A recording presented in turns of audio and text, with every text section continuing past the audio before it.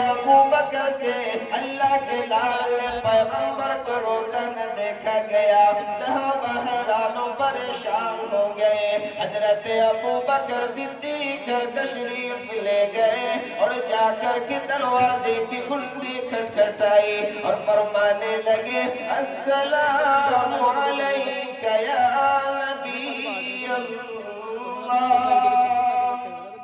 السلام علیک یا حبیب اللہ، السلام علیک یا رسول اللہ، مگر دروازہ نہیں کھولا گیا۔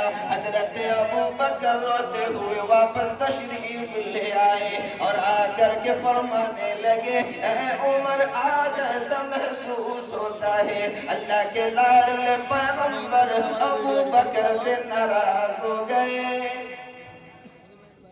حضرت عمر فاروق تشریف لے گئے اور جا کر کے دروازے کی کنڈی کھٹکھٹانے لگے، آواز کوئی نہ آئی، اندر سے آواز کوئی نہ آئی۔ حضرت عمر فرمانے لگے السلام علیک یا نبی اللہ، دروازہ نہ کھولا گیا۔ حضرت عمر فاروق بھی واپس تشریف لے آئے اور آ کر کے کہنے لگے اے علی آپ چلے جاؤ، آپ دروازہ مبارک کھلوا دیجئے گا۔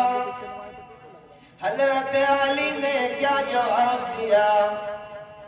اگر دروازہ کھلوانا چاہتے ہو سیدہ فاطمہ الزہرا کے پاس چلے جاؤ۔ حضرت سلمان فارسی تشریف لے گئے۔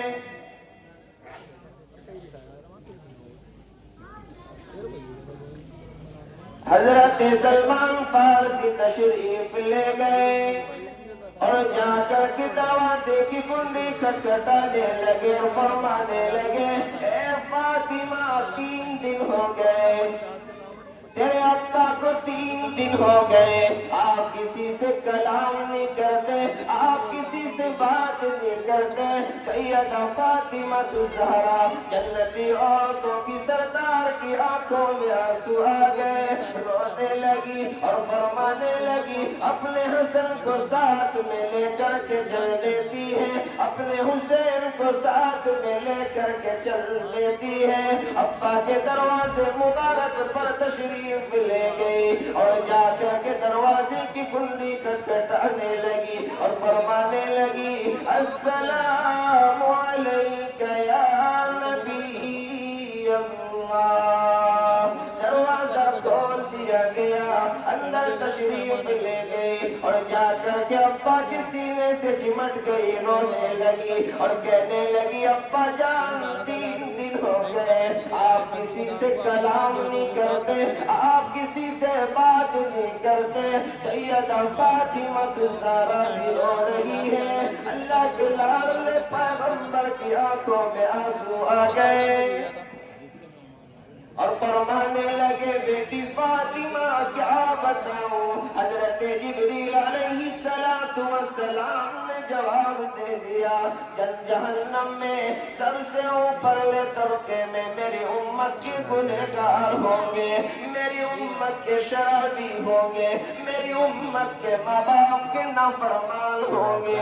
اس صدمے نے مجھے توڑ کے رکھ دیا، اب میں کسی سے کلام نہیں کرتا، اب میں کسی سے بات نہیں کرتا۔ یہ منظر زمین نے بھی دیکھا، یہ منظر آسمان نے بھی دیکھا۔ حضرت جبریل علیہ السلام اللہ کا قرآن لے کر کے آ گئے وَلَسَوْفَ يُعْطِيكَ رَبُّكَ فَتَرْضَىٰ، کہ میرے محبوب ہم آپ کو خوش کر دیں گے، میرے محبوب ہم آپ کو خوش کر دیں گے۔